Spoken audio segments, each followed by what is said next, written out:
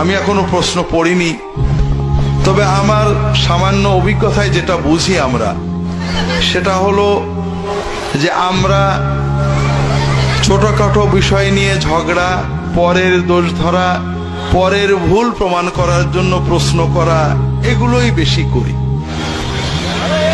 কথাটা হলো ভাই, এই যে দুনিয়াতে আমরা বাস করছি, এই যে দেশের সমস্যা, দশের সমস্যা, মশলার সমস্যা, ঝগড়াঝাটি, পরিবারের সমস্যা, ছেলেপেলের সমস্যা, ব্যবসার সমস্যা, সব থেকে যাবে। এগুলো সব যথাযথ রেখে আমরা এক একজনেই এক এক সময় চলে যাব, ঠিক না? এটাই তো বাস্তব, ঠিক না? দুনিয়া নিয়ে চিন্তা করছি, বিশ্ব নিয়ে ভাবছি, দেশ নিয়ে ভাবছি, পরিবার নিয়ে ভাবছি, সব ভাবাভাবি থেকে যাবে, আমি থাকবো না, ঠিক না ভাই? তো দুর্ভাগ্য ভাইরা, দুনিয়ার অনেক মানুষ গতানুগতিক চলে, কিছুই চিন্তা করে না, গরু ছাগলের মতোই চলে। আর যারা একটু চিন্তা করে, তারা পরকে নিয়ে চিন্তা করে, নিজেকে নিয়ে ভাবে না।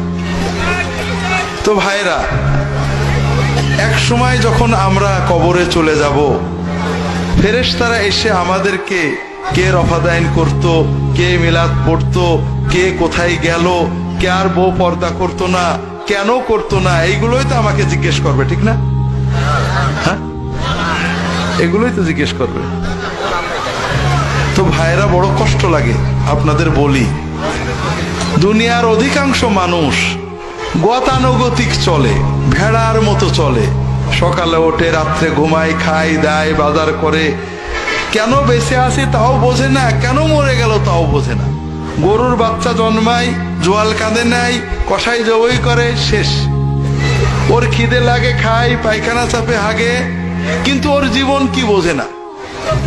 আমরা মানুষের বাচ্চারা অনেকে এরকম, ছোটবেলায় বড় হয়েছি, বিয়ে শাদী করেছি, বাজারে যাই, কেনই বা টাকা কামাই করি, এ টাকা রেখে যে কি হবে, কেনই বা বাজার করি, কেনই বা এলাম, কেনই বা গেলাম, কিছুই চিন্তা করে না। এরকম মানুষ বেশি। যারা একটু চিন্তা করার তৌফিক আল্লাহ দিয়েছেন, তারা শুধু পরের ভুলগুলো চিন্তা করি। ভাই, কি নিয়ে আমি আল্লাহর কাছে যাচ্ছি, আমি কি করলাম, আমি কতটুকু নেক আমল করেছি, আল্লাহর সামনে কি দেব, আমার রবের সাথে, মালিকের সাথে আমার সম্পর্ক কতখানি গভীর, আমি কি আল্লাহ দরবারে হাত তুলে চোখে পানি আসে কিনা, আমি কয় রাকাত তাহাজ্জুদ পড়তে পারেছি, কয়টা আল্লাহর কাজ করতে পারেছি, কয়জন মানুষকে আল্লাহর কথা বলতে পারেছি, এ চিন্তা আমরা করি না ভাই। তা আমার কথা হলো ভাইরা, এইভাবে শয়তানের পিছে না চলে আসেন না, সবাই নিজের চিন্তা করি। যখন সময় পাই, সারাদিন তো দোকানের চিন্তা করি, বাজারের চিন্তা করি, নিজের চিন্তা তো আর করা হলো না।